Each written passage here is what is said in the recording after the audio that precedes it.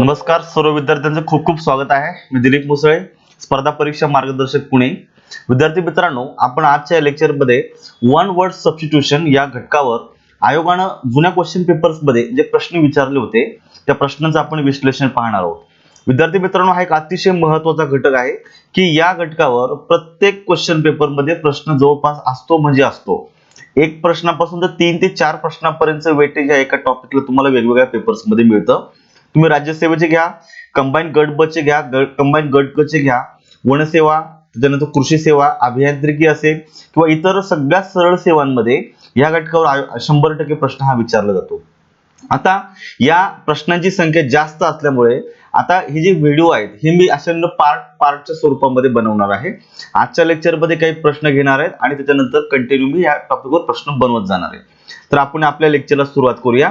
तर जे विद्यार्थी या चॅनलला नवीन असतील त्या विद्यार्थ्यांनी हा चॅनल निश्चित जॉईन करा, जेणेकरून तुम्हाला या घटकावर नाही तर इतर सगळे जे काही इम्पॉर्टंट इन्फॉर्मेशन आहे तुम्हाला इंग्लिश सब्जेक्ट विषयी ते तुम्हाला या ठिकाणी तुम्हाला निश्चितपणे मिळत जाईल. विद्यार्थी मित्रांनो, माझी अजून एक तुम्हाला एक विनंती आहे की या ठिकाणी एक मी माझे पुस्तक प्रकाशित झालेलं आहे.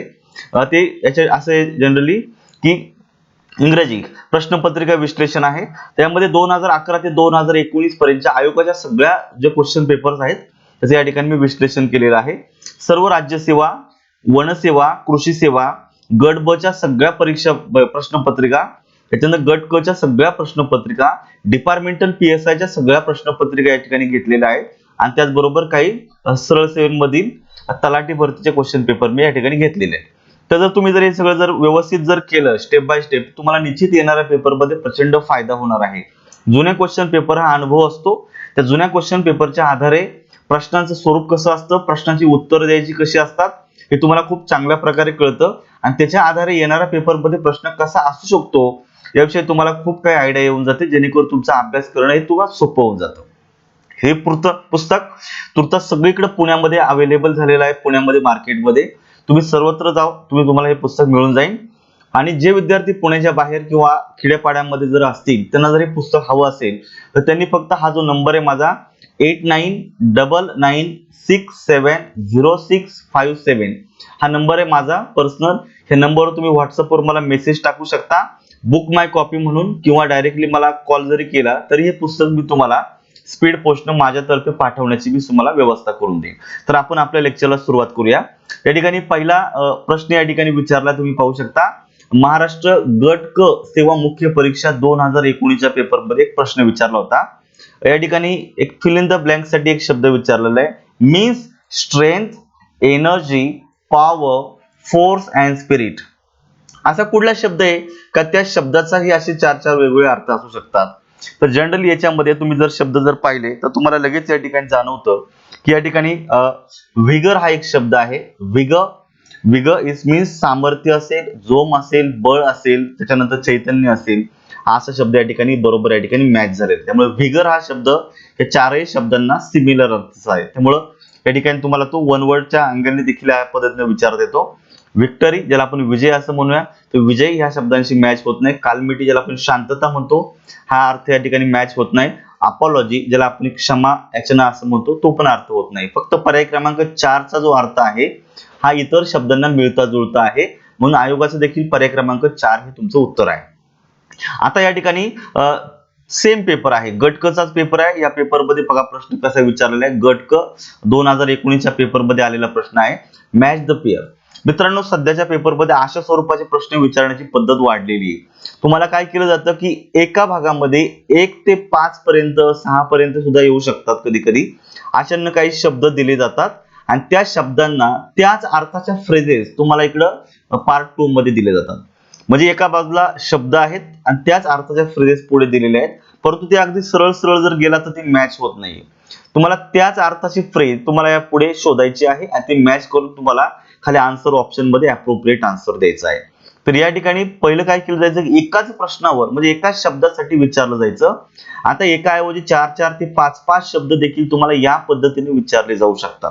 त्यामुळे निश्चित तुम्हाला जास्तीत जास्त शब्द माहित असणं अतिशय गरजेचं आहे. या ठिकाणी तुम्हाला पहिला जे शब्द दिले त्याला आपण एलिजी असं म्हणूया. एलजीला आपण मराठीमध्ये मित्रांनो शोक काव्य असं म्हणूया. जनरली एखादा आपला जवळचा नातेवाईक असेल, मित्र असेल किंवा एखादा वेल नोन पर्सनॅलिटी असेल किंवा एखादा सर्वसामान्य व्यक्ती असेल, त्या व्यक्तीच्या निधनावर जी काही कविता लिहिली जाते त्याला एलिजी असं म्हटलं जातं. त्याला आपण फ्युनरल सॉन्ग असं म्हणायचं. त्यामुळे ए चं उत्तर हे 4 हे कन्फर्म आहे. तर ए चं 4 असणारं उत्तर फक्त एका ठिकाणीच दिलेले, कदाचित हेच तुमचं उत्तर असलं पाहिजे.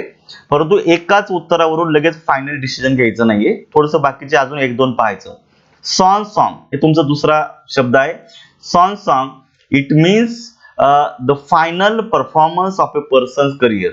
एखादा आर्टिस्ट असेल, एखादा प्लेयर असेल किंवा एखादा रायटर असेल, त्यानं जर एखादा आर्टिस्ट असेल त्याने केलेली सगळ्यात शेवटची कलाकृती असेल, एखादा प्लेयर असेल त्याने स्वतःचं शेवटचं अगदी सादरीकरण असेल किंवा एखादा लेखक असेल त्यानं लिहिलेलं शेवटचं काहीतरी काव्य असेल किंवा पुस्तक असेल, जे शेवटचा परफॉर्मन्स असतो त्याला आपण सॉन सॉन्ग असं म्हटलं जातं. त्यामुळे बी ला 4 हा पर्याय बरोबर बसतोय, सॉरी 5 पर्याय बरोबर बसतोय. बी ला 5 असणारा पर्याय या ठिकाणी मॅच झालेले. आता हे 2 बरोबर मॅच झाल्यामुळे निश्चितच तुमच्या उरलेल्या पॉसिबिलिटी संपल्या. तर पर्याय क्रमांक 1 हे तुमच्या प्रश्नाचं उत्तर आहे. चला बाकीचे पण एकदा पाहून घेऊया नक्की काय भानगडे. मॅन्युस्क्रिप्ट ज्याला म्हटलं जातं, ज्याला आपण म्हणूया हँड रिटन डॉक्युमेंट, हस्तलिखित जी प्रत असते, जे आपण स्वतःच्या हाताने लिहितो लिखाण, त्याला मॅन्युस्क्रिप्ट म्हटलं जातं, हस्तलिखित प्रत. ठीक आहे. त्यामुळे सी साठी 1 हा पर्याय या ठिकाणी दिलेलाच आहे ऑलरेडी. बॅलड, बॅलड ज्याला आपण म्हणूया a song telling a popular story. मित्रांनो बॅलडला आपण मराठीमध्ये पोवाडा असं म्हणूया. सगळ्यांनाच माहिती आहे छत्रपती शिवाजी महाराज असतील, त्याचबरोबर अनेक असे काही महान थोर व्यक्ती होते आपल्या देशामध्ये, तर त्यांच्या जीवनावर, त्यांच्या लाईफ मधील जे काही चांगले प्रसंग येऊन गेले, शूर अशा स्वरूपाचे प्रसंग आले, त्यांच्यावर आजही मोठ्या प्रमाणामध्ये पोवाडे लिहिण्यात आलेले. बरोबर आहे. त्यामुळे एखादा व्यक्ती असेल, त्याच्या व्यक्तीच्या लाईफ मधला एखादा प्रसंग किंवा त्याची लाईफ स्टोरी पोवाड्याच्या स्वरूपामध्ये अशा रीतीनं मांडण्याची एक प्रथा आपल्याकडे आहे. तर बॅलडला पोवाडा असं म्हटलं जातं. पर्याय क्रमांक 2 डी साठी 2 हा बरोबर आहे. राहिला 1 ode, it is a poem address to a person or thing. एखादा व्यक्ती असेल, एखादी वस्तू असेल, तिला उद्देशून एखादी कविता लिहिणं, याला ओड असं म्हटलं जातं. जनरली इंग्लिश लिटरेचर मध्ये बऱ्याच प्रमाणामध्ये अशा पोयम लिहिण्यात आलेल्या आहेत. जसं ओड टू द एन्शियंट मरीनर असेल, ओड टू द वेस्ट इंड असेल, अशा वेगवेगळ्या प्रकारच्या पोयम या ठिकाणी इंग्लिशमध्ये ओड या स्वरूपामध्ये लिहिलेले आहे. म्हणजे झालेलं काय, तुम्हाला एक पार्ट मध्ये सगळे पोयमची नावं दिलेली, म्हणजे पोएटिक फॉर्म्स दिलेले आहे, आणि दुसऱ्या पार्ट मध्ये त्या पोएटिक फॉर्म साठी एक फ्रेज तुम्हाला दिलेले, ते तुम्हाला मॅच करायचे. या ठिकाणी जर या पद्धतीने गेला तर पर्याय क्रमांक 1 या प्रश्नाचं तुमचं एक्झॅक्ट उत्तर आहे. मला वाटतं तुम्हाला हे विश्लेषण सगळ्यांना समजतंय. आपले सगळे जे लेक्चर्स आहेत, म्हणजे इथून पुढच्या याच्यावर हे या स्वरूपाचे होणार आहेत, समजून घ्या. पुढचा एक शब्द या ठिकाणी दिलेला आहे बघा. 3 नंबरचा प्रश्न आहे. प्रश्न कुठला आहे?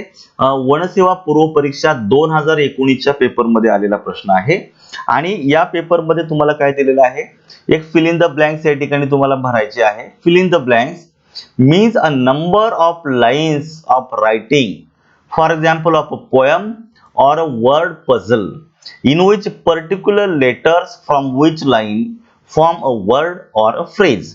या ठिकाणी अशा प्रकारची कविता असते, अशा प्रकारचे वर्ड पझल असतं का, त्या पोएमचं सुरुवातीचं जे प्रत्येक जे लेटर असतं, सुरुवातीचं जे अक्षराचं जे पहिले लेटर आहे, हे लेटर जरी आपण अशाने एकत्रितरित्या जर गेलं तर एक सिंगल वर्ड तयार होतो. लक्षात ठेवायचं. काय तयार होतोय, का सिंगल वर्ड तयार होत असतो. अशा प्रकारची जी काही कविता असेल त्या कवितेला काय म्हटलं जातं, लक्षात ठेवायचं. पुन्हा एकदा ऐका. अशा रीतीनं प्रत्येक लाईनचं सुरुवातीचं जे इनिशियल लेटर असतं, लक्षात ठेवायचं, सुरुवातीचं लेटर यांना एकत्रित जर अशा जर केलं तर एक स्वतंत्र शब्द तयार होतो. आलं लक्षात, किंवा फ्रेज तयार होते. त्या अशा प्रकारच्या काव्याला काय म्हटलं जातं, तर या ठिकाणी याचं उत्तर पहिल्याच्या ज्यामध्ये दिलेलं आहे अॅक्रॉस्टिक.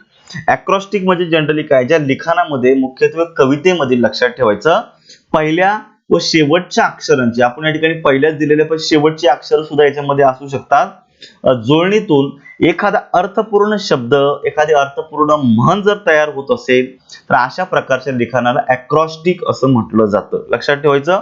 तुम्हाला इथं बाकीचे शब्द तुम्ही पाहू शकता दिलेले आहे. तुमचं ॲक्रिलिक, ॲक्रिलिक हा वेगळा शब्द आहे, एक विशिष्ट प्रकारचं रासायनिक द्रव्य आहे ते, याचा काही संबंध नाही. अॅक्रॉनॉमी, अॅक्रॉनॉमी ज्याला आपण म्हटलं जातो की दिलेल्या शब्दांच्या अद्याक्षरांनी बनलेला नवीन शब्द, तर हे देखील वेगळ्या स्वरूपाचं आहे. आणि पुढे दिलेलं आहे ॲक्रोबॅट. ॲक्रोबॅटला आपण डोंबारी असं म्हणूया. तर पर्याय क्रमांक 1 हा या प्रश्नाचे एक्झॅक्ट उत्तर आहे.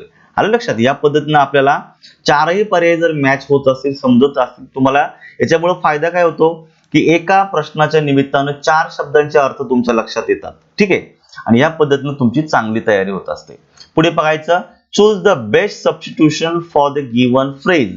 तुम्हाला आता या ठिकाणी एक फ्रेज दिलेली आहे गडब 2019च्या पेपरमध्ये, आणि तिच्यासाठी एक अप्रोप्रिएट शब्द शोधायचा आहे. अ very clear and typical example of something. म्हणजे एखाद्या याचं चांगलं एक्झाम्पल तुम्हाला विचारलेलं आहे. लक्षात ठेवायचं, व्हेरी क्लिअर अगदी स्पष्टपणे, आणि किंवा असं टिपिकल एक्झाम्पल एखाद्या विषयाचं, त्याला आपण मराठी इंग्लिशमध्ये पॅराडिगम असं म्हणूया. पॅराडिगम ज्याला आपण म्हणूया नमुना देण्यासारखे उदाहरण. नमुना देण्यासारखे उदाहरण ज्याला आपण पॅराडिगम असं म्हणूया. चौथ्याचा पर्याय क्रमांक 1 हे उत्तर आहे. दुसरं दिलं हायपोथेटिकल. हायपोथेटिकल आपण म्हणूया की गृहीत धरलेला तात्पुरत्या स्वरूपाचा, असा मिनिंग होत नाही या ठिकाणी, पण हा एक शब्द नोटीस करायचा, गृहीत धरणे, गृहीतक ज्याला आपण म्हटलं जातं तात्पुरत्या स्वरूपाचा. पॅरलल ज्याला आपण म्हटलं जातं, पॅरलल आपण मराठीमध्ये समांतर असं म्हणूया. समांतर हा याच्याशी मॅच होत नाहीये.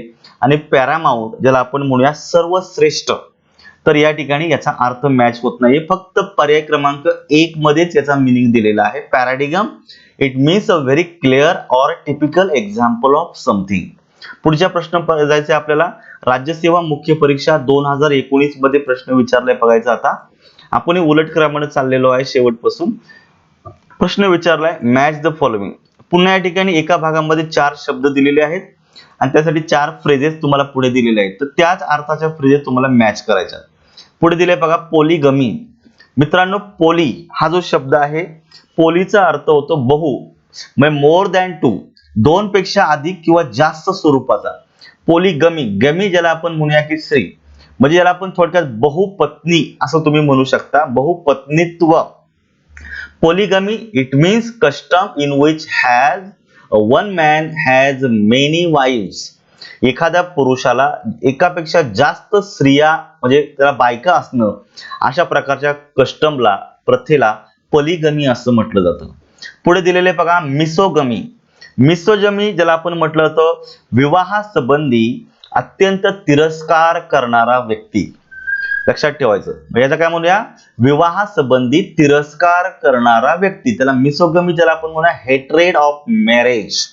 हे बघा, तुम्हाला एका प्रश्नापासून 4 शब्दांचं स्पष्टीकरण तुमच्या लक्षात येते, अर्थ लक्षात येतात. ऍस्केटिझम जो आहे त्याला आपण म्हणूया एकाकी. लक्षात ठेवायचं, किंवा ऑस्ट्रस लाईफ म्हणजे devotion to lonely and austere life ज्याला आपण म्हणूया की एकाकी स्वरूपाचं किंवा कुठल्याही सुख सुविधा विना जगणारा जो काही प्राणी असतो, व्यक्ती असतो, त्याला आपण अशा प्रकारच्या लाईफला ऍस्केटिझम असं म्हटलं जातं. आणि जो चौथा आहे तुमचा ॲड्रॉइटनेस, ज्याला आपण म्हणू शकतो ॲड्रॉइटनेसला स्किल ऑर क्लेव्हरनेस. लक्षात ठेवायचं, कौशल्य, चातुर्य अशा अर्थाचा शब्द आहे ॲड्रॉइटनेस. आता तुम्ही एकमेकाला मॅच करू शकता. पॉलिगमीचा अर्थ तुम्हाला या ठिकाणी दिलेला आहे 3 मध्ये, त्यामुळे ए साठी 3 असणारा एकच पर्याय. बघा, राज्यसेवेसारख्या पेपरमध्ये एकच अशा स्वरूपाचं उदाहरण दिलेलं आहे. मग इतकं सोप्या प्रकारचे प्रश्न. आता जर एकच मॅच होत असेल तर कन्फर्म तुमचं पर्याय क्रमांक 2 हेच उत्तर आहे. म्हणजे एकावरून देखील तुम्ही या ठिकाणी उत्तर काढलेलं आहे. पण तरी पण बाकीची पहा. मिसोगमी ज्याला आपण 4 मध्ये दिलेलं आहे, म्हणजे बी साठी 4 पुन्हा या ठिकाणी मॅच झालेलं आहे. Asceticism devotion to lonely and austere life ज्याला आपण म्हटलं जातं, सी ला 1 मध्ये दिलेलं आहे. आणि अड्रॉइटनी ज्याला आपण क्लेव्हरनेस असं म्हणूया, ते 4चं 2 मध्ये दिलेले आहे. पर्याय क्रमांक 2 हे या तुमच्या प्रश्नाचं एक्झॅक्ट उत्तर आहे. आपण पुढच्या प्रश्नाकडे वळूयात. या ठिकाणी पाहायचंय आता, अनुष्का इज ॲम्बिडेक्स्ट्रस विच मीन्स. राज्यसेवा 2019च्या पेपरमध्ये आलेला प्रश्न बघायचं. ॲम्बीचा अर्थ होतो डबल. ॲम्बिडेक्स्ट्रस इट मीन्स, लक्षात ठेवायचं, able to use both hands with equally well, म्हणजे दोनही हातांचा समान किंवा सारख्याच कौशल्याने वापर करणारा व्यक्ती. तर तुम्ही 3 इडियट्स मध्ये ते डॉक्टर पाहिलेले तुम्ही, बरोबर आहे की नाही? तो डायरेक्टर आपण पाहिला होता की दोन्ही हाताने फळ्यावर लिहितोय अशा बरोबर, म्हणजे एकाच हात नाही तर दोन्ही हातांचा सारख्याच कौशल्याने वापर करणारा, उपयोग करणारा व्यक्ती असतो. त्याला आपण ॲम्बिडक्स्ट्रस असं म्हटलं जातं. पर्याय क्रमांक 2 ही उत्तर आहे. Choose the correct word for the following structure. तुम्हाला यासाठी ॲप्रोप्रिएट वर्ड शोधायचा आहे. इनकेपेबल ऑफ बीइंग रीड, जे वाचन करण्यास अयोग्य आहे, जे वाचण्यास अवघड आहे किंवा अशक्य आहे, अशा प्रकारच्या लिखाणाला काय म्हटलं जातं, तर त्याला म्हटलं जातं इलेजिबल. ILLEGIBLE, इलेजिबल ज्याला असं म्हटलं जातं. मग बाकीचे शब्द तुम्हाला या ठिकाणी शोधायचे, लक्षात ठेवायचं. त्याला इलेजिबल असं म्हटलं जातं. बाकीचे शब्द तुम्हाला निश्चित माहिती आहे. अनरीडेबल हा होत नाही, एक्झॅक्टली मॅच या ठिकाणी इलेजिबल मध्ये होतो आहे. अनरीडेबल नाही. अनइंटेलिजिबलचा अर्थ होतोय जे समजायला अवघड आहे, वाचनात सोपं नाही असं नाही, अवघडच आहे, म्हणजे समजतंय, म्हणजे ऐकतो आपण व्यवस्थित पण ते समजू शकत नाही अशा स्वरूपाचं. तर हा देखील याला मॅच होत नाहीये. आणि इलिगल, त्याला आपण बेकायदेशीर म्हणूया, हा अर्थ देखील मॅच होत नाही. पर्याय क्रमांक 2 मध्ये एक्झॅक्ट उत्तर दिलेलं आहे. आता पुन्हा बघायचं, वनसेवा 2018 मध्ये पेपर मध्ये हा प्रश्न येऊन गेलेला आहे. या ठिकाणी तुम्हाला काय केलेलं आहे, पुन्हा एकदा 4 शब्द फ्रेजेस दिलेले आहेत आणि दुसऱ्या भागामध्ये तुम्हाला अशा रीतीने 4 हे दिलेले आहेत. बघायचं, 4 तुम्हाला शब्द दिलेले ते तुम्हाला मॅच करायचे. अ person who is guilty of heresy. A person who is guilty of heresy, ज्याला आपण हेरेटिक म्हटलं जातं, ज्याला आपण पाखंडी म्हटलं जातं, ज्याला आपण बंडखोर असं स्वरूपाचं व्यक्ती म्हटलं जातं. हेरेटिक ज्याला आपण म्हणायचं आहे. त्यामुळे या ठिकाणी तुम्हाला निश्चितच 1 साठी 4 नंबर मॅच होतो आहे. डिझर्विंग ब्लेम, जो अशा रीतीनं दोष स्वीकारतो, दोषी असतो, त्याला काय म्हटलं जातं, त्याला आपण निश्चित म्हणायचं आहे कल्पेबल. त्यामुळे या ठिकाणी 2 डिझर्विंग ब्लेमला कल्पेबल म्हटलं जातं, त्याला आपण कल्पेबलला आपण दोषी असं म्हणूया. कनेक्टेड विथ कुकिंग, कुकिंगच्या संदर्भात तुम्हाला विचारले, त्याला आपण कुलिनरी असं म्हणूया, ज्याला आपण म्हणूया स्वयंपाकाशी संबंधित अशा स्वरूपाचा. शोवी और कॉन्फिडंट बिहेवियर, ज्याला आपण फ्लॅम्बॉयंट असं म्हणूया, ज्याला आपण दिखाऊ असं म्हणतो. फ्लॅम्बॉयंटचा अर्थ होतो दिखाऊ, कुलिनरीचा अर्थ होतो स्वयंपाकाशी संबंधित, कल्पेबल ज्याचा अर्थ होतो दोषी, आणि हेरेटिक जो आहे, हेरेटिकचा अर्थ होतो बंडखोरी किंवा पाखंडी स्वरूपाचा. आता आपण मॅच करून पाहूया. ए साठी 4 तुम्हाला मॅच झालेले, त्यामुळे बघा ए साठी 4 असणारा एकच पर्याय. म्हणजे बघा तुम्हाला लेटेस्ट पेपर मध्ये सुद्धा इतके सोपे प्रश्न विचारलेले. डिझर्विंग ब्लेम यासाठी बी साठी तुम्हाला 3 दिलेला आहे, सी साठी तुम्हाला 2 दिलेला, अगदी उलट क्रमानं डी साठी 1 दिलेले. पर्याय क्रमांक 4 मध्ये या प्रश्नाचे एक्झॅक्ट उत्तर आहे.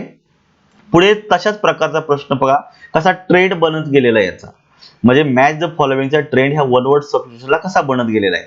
राज्यसेवा 2018च्या पेपर मध्ये आलेला आहे. फ्रॅक्ट्रिसाइड, न्यूमिस्मॅटिक्स, व्हर्बॅटिझम आणि इन्व्हिन्सिबल हे 4 शब्द, त्यांचे अर्थ तुम्हाला मॅच करायचे. फ्रॅक्ट्रिसाइड ज्याला आपण म्हणूया, स्वतःच्या भावाची हत्या करणारा कोणी असेल तो, ज्याला आपण बघायचं the act of murdering one's own brother, आणि याला फ्रॅक्ट्रिसाइडला सिस्टरची देखील हत्या म्हटलं जातं, पण मोर ॲक्युरेट तुमचा ब्रदर आहे, लक्षात ठेवायचं, म्हणजे भावाची हत्या करणारा व्यक्ती. न्यूमिस्मॅटिक ज्याला आपण म्हणायचं आहे, लक्षात ठेवायचं, न्यूमिस्मॅटिकचा अर्थ होतो नाणे किंवा पदकांचा अभ्यास करणारा व्यक्ती, म्हणजे त्याला आपण म्हणू शकतो द स्टडी ऑफ कॉइन्स. न्यूमिस्मॅटिक म्हणजे द स्टडी ऑफ कॉइन्स, लक्षात ठेवायचं. व्हर्बॅटिझम ज्याला आपल्याला म्हणायचं repeating the actual words exactly, म्हणजे थोडक्यात म्हणा शब्दशः तेच शब्द रिपीट करणं अशा नाही. आणि invincible, too strong to be defeated, अजिंक्य ज्याला म्हटलं तर. इन्व्हिन्सिबल म्हणजे अजिंक्य, ज्याला पराभूत करणे कठीण आहे, अवघड आहे अशा स्वरूपाचा, त्याला आपण अजिंक्य असं म्हणतो, लक्षात ठेवायचं. आता याला एकदा मॅच करूयात आपण. या ठिकाणी फ्रॅक्ट्रिसाइडला 4 होतोय मॅच, म्हणजे ए साठी 4 असणारा एकच पर्याय. म्हणजे बघा तुम्हाला याच्यावरून देखील आयडिया येते. आणि अजून ओळखण्याची सोपी खूण लक्षात ठेवायची, इथं साइड, या CID चा अर्थ, साइडचा अर्थ होतो ते मर्डर, बरोबर आहे. सुसाइड असेल, इन्फंटिसाइड असेल, फर्टिसाइड असेल, फॅटिसाइड आहे वगैरे, रेजिसाइड आहे, मर्डर असा अर्थ होतो. त्यामुळे मर्डरच्या कॉन्टेक्स्ट मध्ये एकच प्रश्न दिलेला आहे, वाक्य दिलेले ऍक्ट ऑफ मर्डरिंग, म्हणजे याच्यावरून देखील तुम्हाला, या साइड वरून देखील तुम्हाला पर्याय 4 जुळवता येतो. आणि अशा एकच पर्याय असल्यामुळे उरलेले पर्याय या ठिकाणी मॅच होतात. ठीक आहे, अशा प्रकारे प्रश्नाचं उत्तर द्यायचं. शॉर्टकट शोधू शकता तुम्ही, पण बेटर तुम्हाला शब्दांची मिनिंग माहित असलेलं हे कधी बरं आहे. Which one of the following phrase means regicide, मित्रांनो, आता आपण पुन्हा 17च्या याच्याकडे येतो आहे. रेजिसाइड. रेजिसाइडचा अर्थ होतो राजवध, एखाद्या राजाची हत्या करणं. इथं साइड मध्ये तुम्हाला माहितीये मर्डर असेल, हत्या असा अर्थ होतोय. त्यामुळे मर्डर ऑफ अ किंग ज्याला आपण रेजिसाइड असं म्हटलं जातं. म्हणजे तुम्हाला बघायचंय सी मध्ये उत्तर आहे, पण एक्झॅक्टली पर्याय किती दिलेले आहे? पर्याय क्रमांक 4 मध्ये. म्हणजे तुम्हाला पहिल्यांदा काय केलं तर 4 पर्याय दिले जातात आणि खाली 4 आन्सर ऑप्शन दिले जातात. तर पर्यायामधला जो नंबर आहे तो पाहायचा, सी दिलेला आहे, तर तो सी कुठे आहे? तो पर्याय क्रमांक 4 मध्ये. त्यामुळे पर्याय क्रमांक 4 हे तुमच्या प्रश्नाचं एक्झॅक्ट उत्तर आहे. मग बाकीच्यांचे अर्थ काय तुम्ही समजून घेऊ शकता. मर्डर ऑफ मदर, आईची हत्या, मातृहत्या करणाऱ्याला आपण मॅट्रिसाइड असं म्हटलं जातं. MATRICID, मॅट्रिसाइड म्हणजे murder of a mother. Father असेल तर मर्डर ऑफ फादरला आपण म्हटलं जातं पॅट्रिसाइड, PATRACID, पॅट्रिसाइड. राहिला तुमचा मर्डर ऑफ ए ब्रदर, भावाची हत्या जर करायचं असेल तर आपण म्हटलं जातं फ्रॅक्ट्रिसाइड. आत्ताच आपण तो मागच्या पेजवर तुम्हाला तो प्रश्न पाहिला होता, फ्रॅक्ट्रिसाइड. तर फादर साठी पॅट्रिसाइड, पी लक्षात ठेवायचं, पॅट्रिसाइड. ब्रदर साठी फ्रॅट्रिसाइड, मदर साठी आपल्याला म्हणायचे मॅट्रिसाइड आणि राजासाठी म्हणायचं रेजिसाइड. म्हणजे तुम्हाला याच्यावरून देखील तुम्हाला ओळखता येतं. ठीक आहे. तर पर्याय क्रमांक 4 हे तुमच्या प्रश्नाचं उत्तर आहे.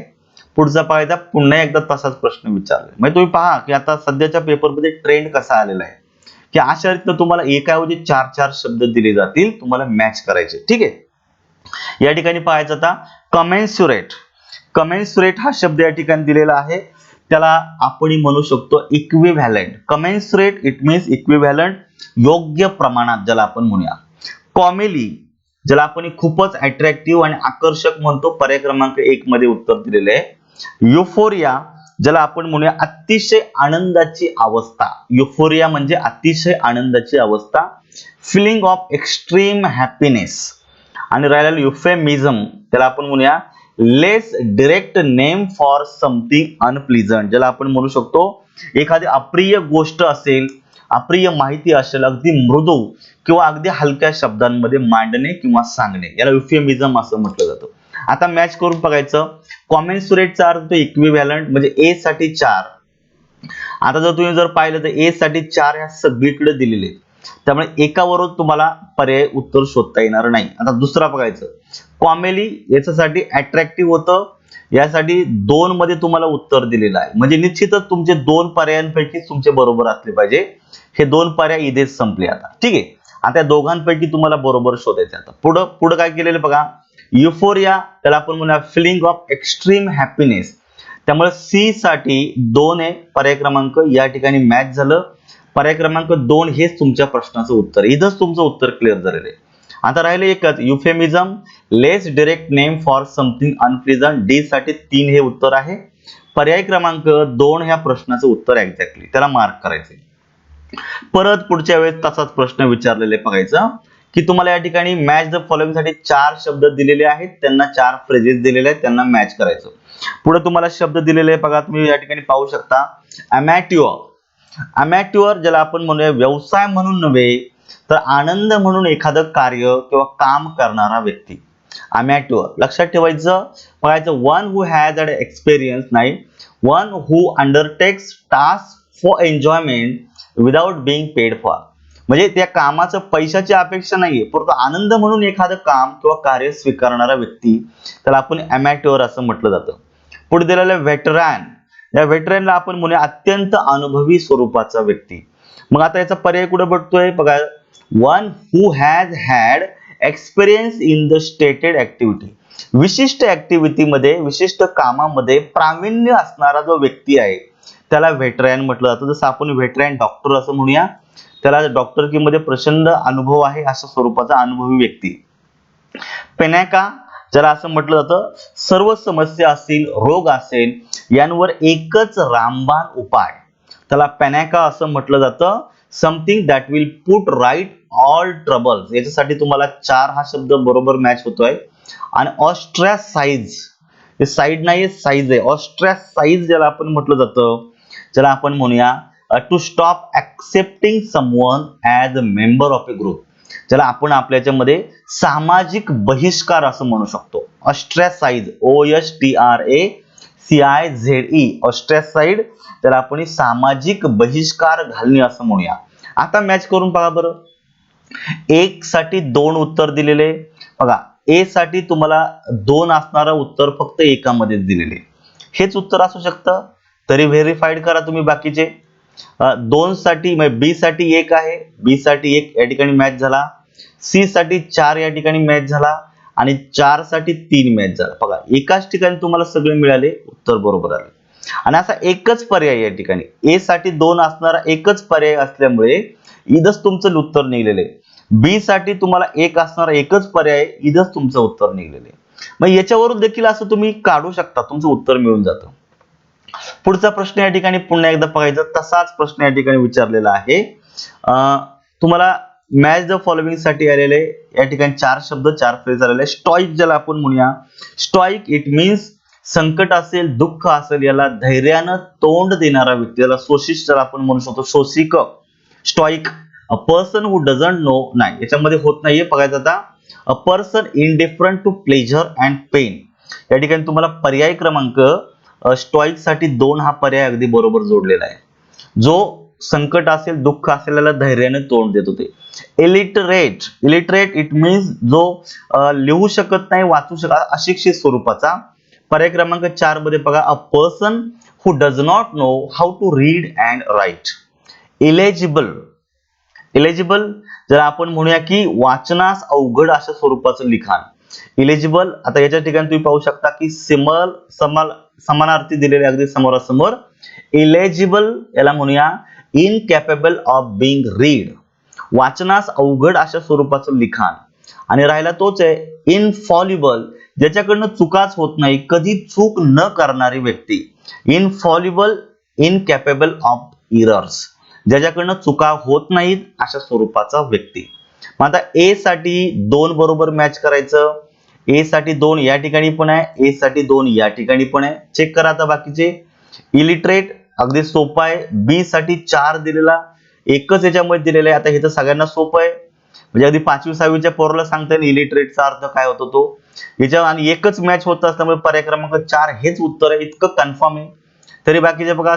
सी साठी 3 दिलेला आहे, सी साठी 3 या ठिकाणी दिलेला आहे आणि उरला डी साठी 1 या ठिकाणी दिलेला आहे.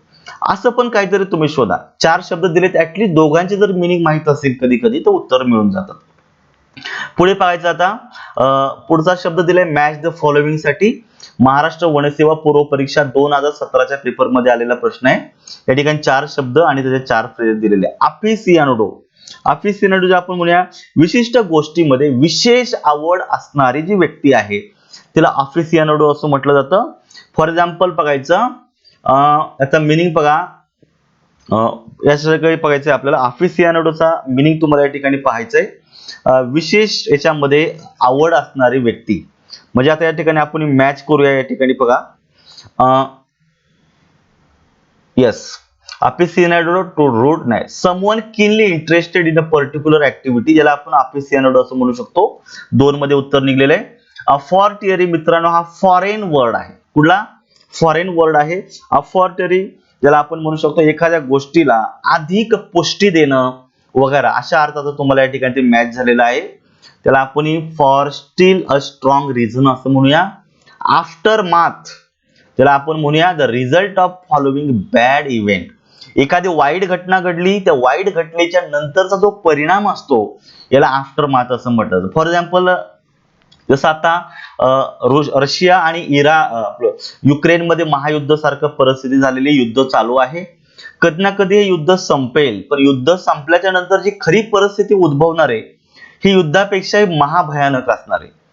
हजारो नाही लाखो लोक एका ठिकाणावरून दुसरीकडे गेलेले आहेत राहण्यासाठी, लपलेले आहेत, पळून गेलेले आहे, आसरा घेण्यासाठी जवळपासच्या देशांमध्ये गेलेले आहेत. विचार करा त्यांची काय अवस्था झालेली असेल, त्यांची प्रॉपर्टी असेल, त्यांचं सगळं घरदार जे काय असणार ते अगदी उद्ध्वस्त करून टाकलेलं आहे. बरोबर आहे. म्हणजे ही सगळी परिस्थिती आता नीट व्हायला युक्रेन सारख्या देशाला काही वर्षांचा कालावधी लागेल.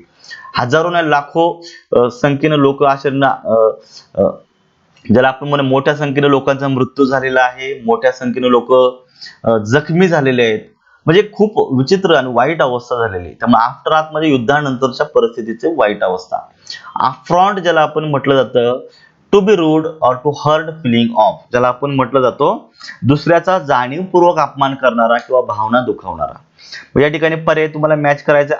अफिसियानोडला 2 बरोबर मॅच होतो आहे. या ठिकाणी तुम्ही बघा इथे पण मॅच झाला आणि इथे पण मॅच झाला. पुढे चला. अफॉर्टरी 3 नंबर मध्ये उत्तर दिलेलं, या ठिकाणी पण मॅच झालं, या ठिकाणी पण. म्हणजे एकतर तुमचं 4 उत्तर असू शकतं किंवा 2 उत्तर असू शकतं. आता उरलेल्या दोघांवर ते डिसाइड होतं की एक्झॅक्ट उत्तर काय. आफ्टर मार्क्सचं तुम्हाला 4 दिले. आता आफ्टर मार्क्सचं बरोबर एकाच ठिकाणी मॅच झाल्यामुळे या ठिकाणी मॅच होत नाहीये. पर्याय क्रमांक 1 हेच उत्तर आहे. ठीक आहे. आणि राहिला चौथा अफ्रॉन्ट, ज्याला आपण डी मध्ये 1 मध्ये उत्तर सापडलेलं आहे. पर्याय क्रमांक 1 ह्या प्रश्नाचं एक्झॅक्ट उत्तर आहे. पुढे बघायचं आता डिपार्टमेंटल PSI जून 2017. मित्रांनो अगदी कमी वेळा म्हणजे या दशकाचा जर विचार केला 2011 ते 2020 पर्यंत अगदी 2 ते 3च वेळा अशाने डिपार्टमेंटलची परीक्षा झालेली आहे. आणि चालू वर्षामध्ये डिपार्टमेंटलचा पेपर आहे अगदी 16 एप्रिलला. लक्षात ठेवायचं. जे विद्यार्थी तयारी करतात त्यांनी हा व्हिडिओ आवर्जून ऐका, तुम्हाला निश्चित फायदा होईल. Choose the correct word. तुम्हाला या ठिकाणी अप्रोप्रिएट वर्ड शोधायचा आहे. फ्रेज दिलेली आहे, हिज रायटिंग इज नॉट. आता त्याची हँडरायटिंग कशी नाहीये, निगेटिव्ह वर्ड मुळे तुम्हाला लगेच कळतं वाचनास सोपी नाहीये. आलं लक्षात. मग अशा स्वरूपाचं तुम्हाला कळलं पाहिजे की कशी नाही. नॉट ज्याला आपण म्हणूया his writing is not legible. Legible म्हणजे वाचनास सोपी, पण इथं नॉट आल्यामुळे जी वाचनास सोपी नाही असा अर्थ झालेला आहे. त्यामुळे पर्याय क्रमांक 1 हा बरोबर आहे. मग एलिजिबल म्हणजे काय होतो, एलिजिबल म्हणजे ज्याला आपण म्हणतो आपण पात्र. एखादी ज्याला आपण म्हणूया की स्पर्धा असेल, एखादी परीक्षा असेल, तुम्ही त्यासाठी पात्र होता. पात्र होणे अशा अर्थ. म्हणजे हे नाही होते तर मॅच होत नाहीये. पुढे दिलेला आहे इनएलिजिबल म्हणजे अपात्र, हा पण अर्थ मॅच होत नाहीये.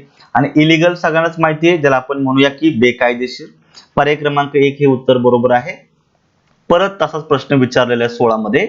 Match the best meaning of the following words. Police उपनिरीक्षक मुख्य परीक्षा 2017च्या पेपर मध्ये आलेला प्रश्न बघायचा. तुम्हाला या ठिकाणी शब्द दिलेले बघा. इन्व्हेस्टिट्यूर. इन्व्हेस्टिट्यूरचा तुम्हाला मिनिंग विचारलेला आहे. इन्व्हेस्टिट्यूरचा अर्थ होतो बघा एखाद्यास औपचारिकपणे पदावर सत्तेवर बढती देणे.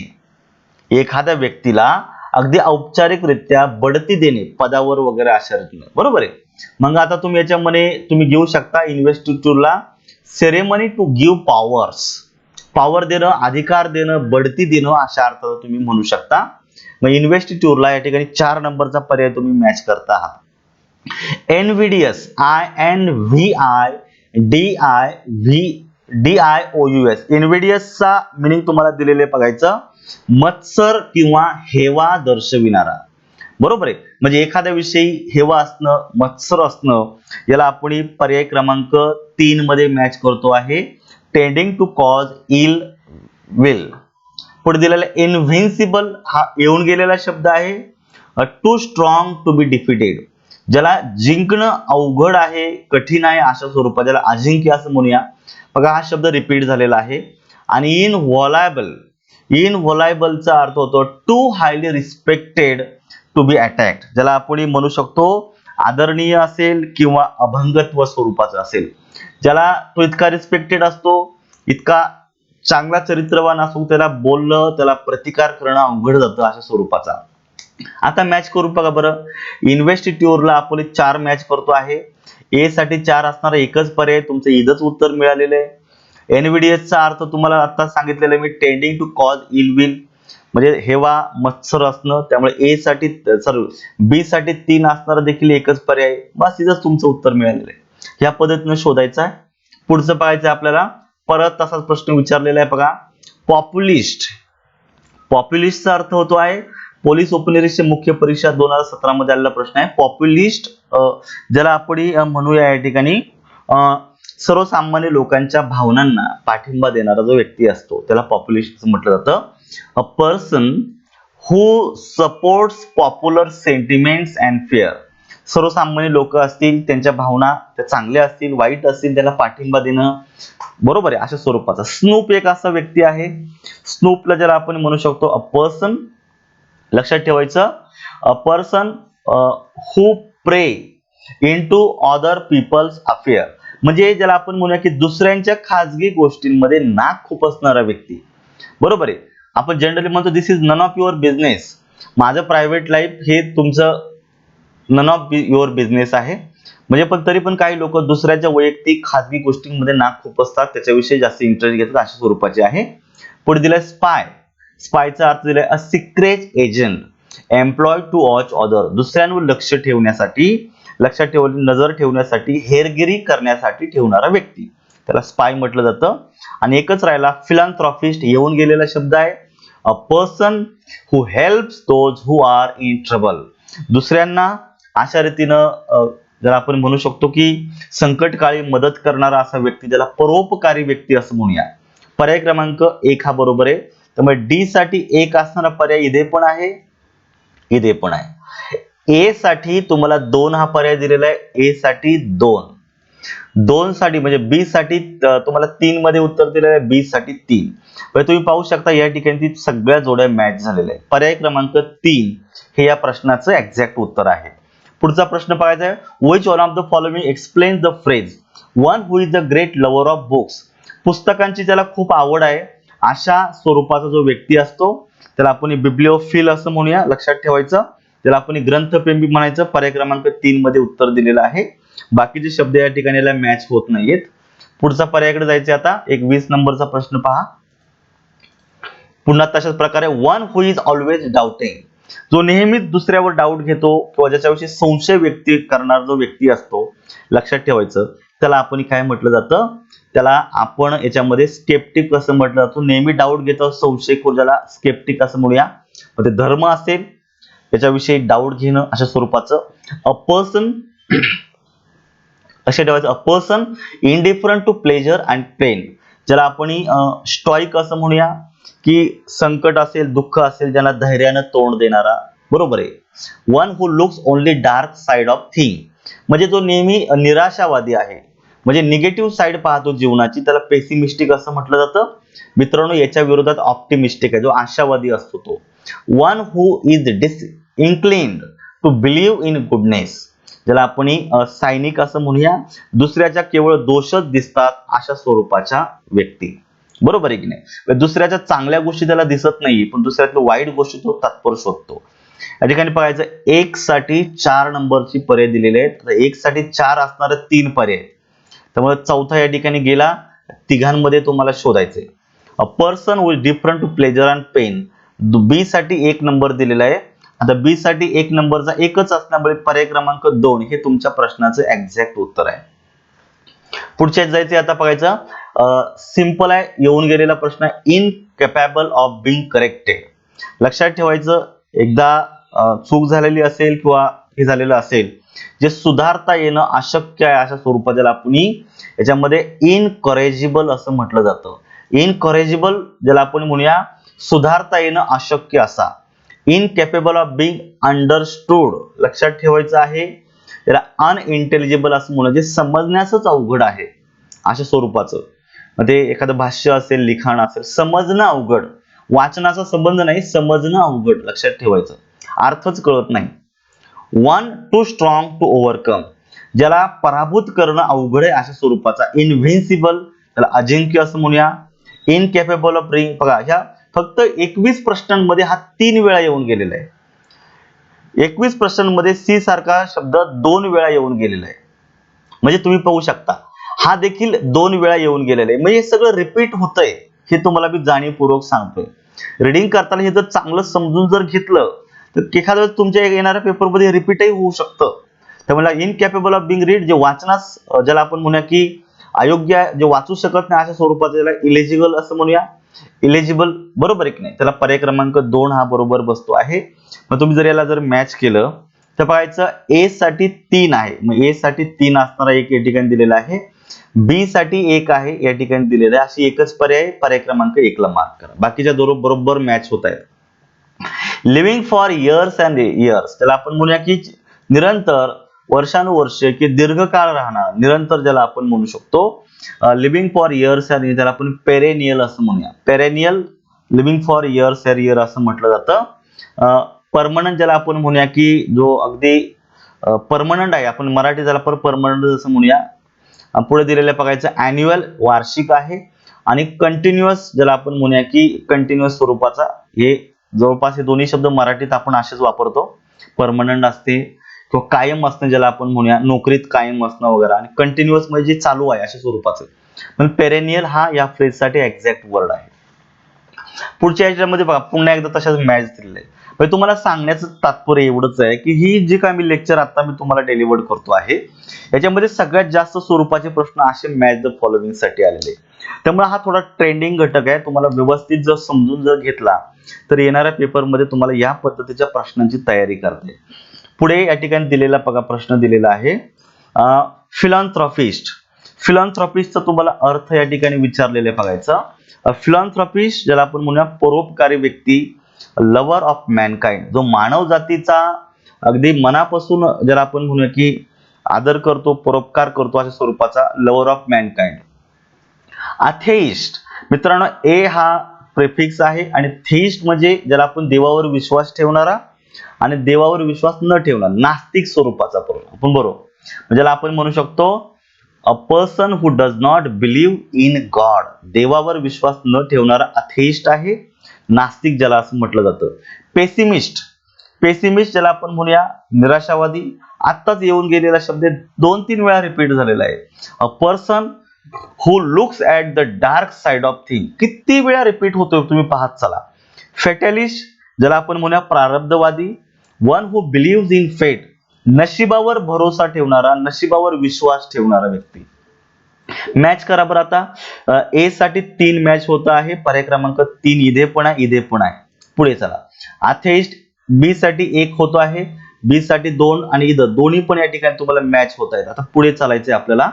इथं शेवटच्या दोघांमध्ये उत्तर मिळेल तुम्हाला. पेसिमिस्टचा 4 बरोबर आहे, त्यामुळे सी साठी 1 असणारा पर्याय आणि डी साठी राहिलेला 1च. मग तुम्ही पर्याय क्रमांक 3 ला मार्क करा, तुमचं उत्तर बरोबर येत आहे. Choose the one word which can be substituted for the given words. A man of odd habits, ज्याला आपण म्हणू शकतो जो अगदी विक्षिप्त स्वरूपाचा आहे, त्याच्या सवयी अशा विक्षिप्त स्वरूपाच्या आहेत, ज्याला आपण म्हणूया विक्षिप्त स्वरूपाची व्यक्ती. त्याला आपण इंग्लिश मध्ये एक्सेंट्रिक असं म्हणूया, बरोबर आहे. मॅन ऑफ ऑड हॅबिट साठी एक्सेंट्रिक, विक्षिप्त स्वरूपाचा, त्याचं वागणं बोलणं इतरांपेक्षा थोडस वेगळ्या स्वरूपाचं आहे. पुढे दिलेला शब्द पहा इंट्रोव्हर्ट. इंट्रोव्हर्ट वेगळा आहे. इंट्रोव्हर्टला आपण म्हणू शकतो अंतर्मुखी. सायनिकल एक वेगळा शब्द आहे. सायनिकलला आपण म्हणू शकतो बघायचं जिला केवळ दुसऱ्यामधील दोषच दिसतात अशा स्वरूपाचा व्यक्ती आहे. आणि मुडी तुम्हाला माहितीच आहे, कॉमन आहे शब्द, त्यामुळे पर्याय क्रमांक 1 उत्तर आहे. निओलॉजिझम हा एक पुढचा शब्द या ठिकाणी दिलेला आहे. निओलॉजिझम एक लँग्वेज मधला एक अतिशय छान शब्द आहे, हा तुम्हाला लक्षात ठेवायचं. विक्रीकर मुख्य परीक्षा 2017च्या पेपर मध्ये आलेला आहे. A new generation that has emerged lately हा नाही होत. A new logic that derived conclusion असा पण होत नाहीये. A new language that only younger generation know हा पण होत नाहीये. राहिला new word coined by the author. लक्षात ठेवायचं नवीन शब्द तयार करणं. तुम्हाला माहिती जसं जुनी नाणी 5 पैसे 10 पैसे वगैरे जी नाणी होती काळानुरूप गेली, नवीन नवीन नाणी मार्केटमध्ये यायला लागली. तसंच काहीतरी भाषेमध्ये पण आहे. भाषा विकसित होत जाते. इतर भाषांपासून आपण काहीतरी नवीन शब्द घेत असतो. कधी कधी नवीन शब्द कॉइन करत असतो, बनवत असतो. नवीन शब्द बनवणे, तयार करणे निओलॉजिझम असं म्हटलं जातं. ठीक आहे. पुढचं या ठिकाणी पाहायचं आहे. Select the word which means the same as the following group of words.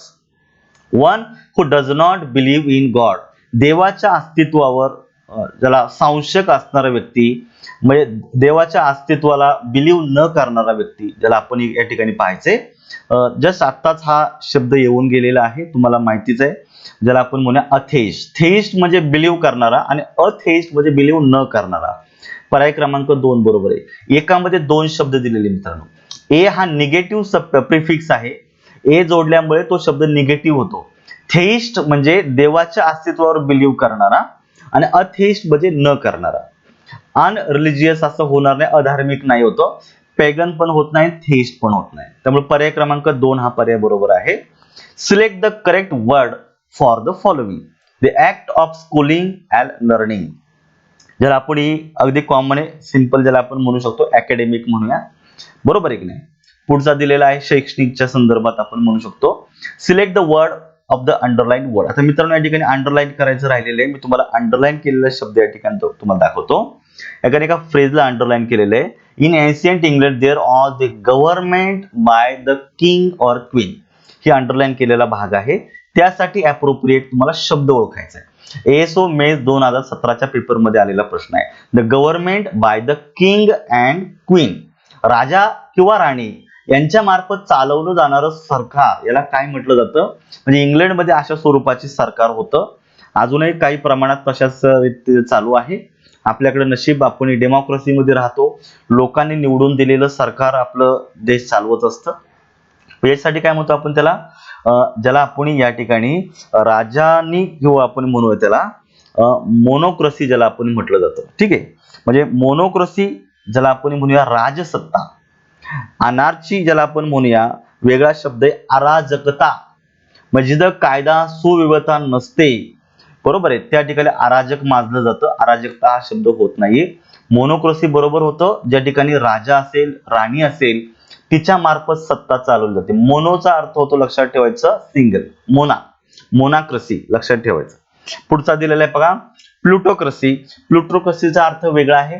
प्लुटोक्रसी म्हणजे श्रीमंतांच्या तंत्राने चालणारं सरकार. म्हणजे फक्त श्रीमंत असतील, धनिक लोक असतील, ते त्यांच्या स्वरूपाचे ते सरकार चालवतात. त्याला प्लुटोक्रसी असं म्हटलं जातं. आणि अरिस्टोक्रसी हा एक वेगळा शब्द आहे. अरिस्टोक्रसी म्हणजेच आपण म्हणूया उच्च समाजातील जे लोक आहेत त्यांच्या मार्फत चालवलं जाणारं सरकार. या ठिकाणी फक्त पर्याय क्रमांक 3 मॅच होतो आहे. पुढचा बघा येऊन गेलेला शब्द आहे. हा माझ्या मते पहिल्या 30 मध्ये चौथ्यांदा रिपीट झालेला आहे. स्टॉइक. स्टॉइक लक्षात ठेवायचं. Someone who shows no feelings and dislike.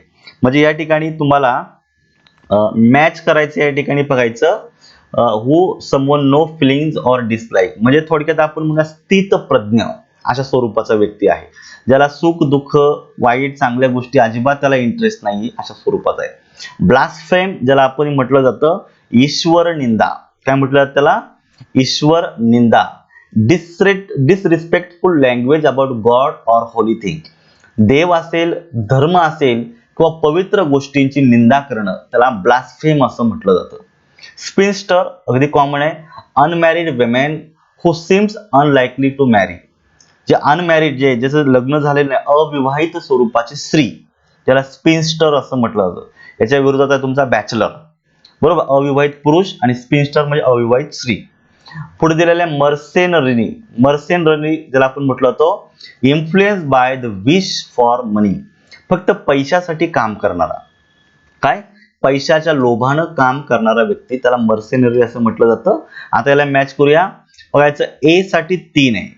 ए साठी 3 असणारा एकच पर्याय. तुमचं उत्तर इथंच क्लिअर झालं. बी साठी 4 आहे. तुम्ही चेक करू शकता बाकीचे पण. सी साठी 2 आहे. एकच पर्याय दिलेला आहे. इथं 2 आहेत बट इथं मोर ॲक्युरेट 3 मॅच होत आहेत. आणि 4 डी साठी 1 तुम्हाला एकाच ठिकाणी मॅच झालेले अजून आहे. बट या ठिकाणी तुमचा पर्याय या ठिकाणी बरोबर मॅच होतो. पर्याय क्रमांक 3 ला मार्क करायचा आहे. आणि चौथा या ठिकाणी दिलाय बघायचा तुम्हाला pacifist. A person who believes that all wars are wrong. आता या ठिकाणी आपल्याला पाहायचे बघायचं पॅसिफिस्ट ज्याला आपण शांततावादी, शांतता प्रिय. Something that will put right all troubles. आता तुम्हाला शांततावादी तुम्हाला समजून घ्यायचं आहे. ए साठी तुम्हाला पाहायचं आता ए साठी एकच बरोबर बसतोय तुम्हाला. ए साठी a person who believes that all wars are wrong. ज्याला युद्ध नको असतं, ज्याला शांतता असते. लक्षात ठेवायचं 2 विरोधी संकल्पना आहे. युद्ध असते, युद्धच्या बाजूने असणं म्हणजे ज्याला शांतता नको आहे, आणि युद्धाच्या विरोधी बाजूने असणं म्हणजे शांतता अवस्थेत. म्हणजे यासाठी ए साठी 1 बरोबर आहे.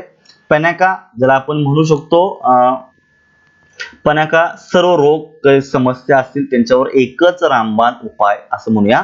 Something that will put right all troubles. बघा ह्या पहिल्या 30 प्रश्नांमध्ये जे मी सलग घेतलेले आहेत राज्यसेवेपासून आतापर्यंत, हा 2 ते 3 वेळा रिपीट झालेला आहे. पॅन्डेमिक सध्या आपण हेच अवस्था अनुभवतोय. पॅन्डेमिक ज्याला आपण म्हणू शकतो एक विशिष्ट प्रकारची अवस्था आहे.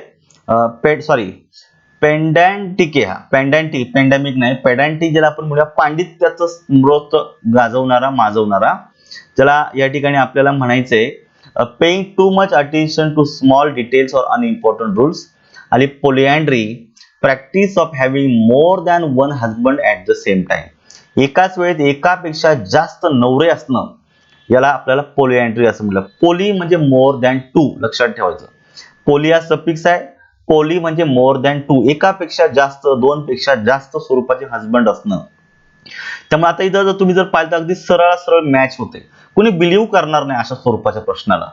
जनरली आपलं आतापर्यंत जे प्रश्न पाहिले कुठेतरी वर खाली मॅच होत आहेत, पण अगदी सरळ सरळ मॅच करणारा बिलीव्ह करणार आहे. एखाद्या वेळेस व्यक्तीला वाटेल अरे पहिले एक वेळ ठीक आहे, दुसरं पण ठीक आहे, पण तिसरं कसं काय बरोबर आहे, चौथं कसं काय बरोबर आहे. याचं लाईव्ह एक्झाम्पल या ठिकाणी दिले 2017 पेपरमध्ये. इथं तुमचा आत्मविश्वास चेक केलेला आहे की तुम्ही तुमच्या उत्तरावर किती ठाम आहात. तुम्हाला एखादं उत्तर किती कन्फर्म माहिती हे तुम्हाला इथं चेक केलं जातं. त्यामुळे व्यवस्थित पाहत चला की असं पण असू शकतं. आलं लक्षात. त्यामुळे या ठिकाणी तुम्हाला मॅच करायचे पर्याय.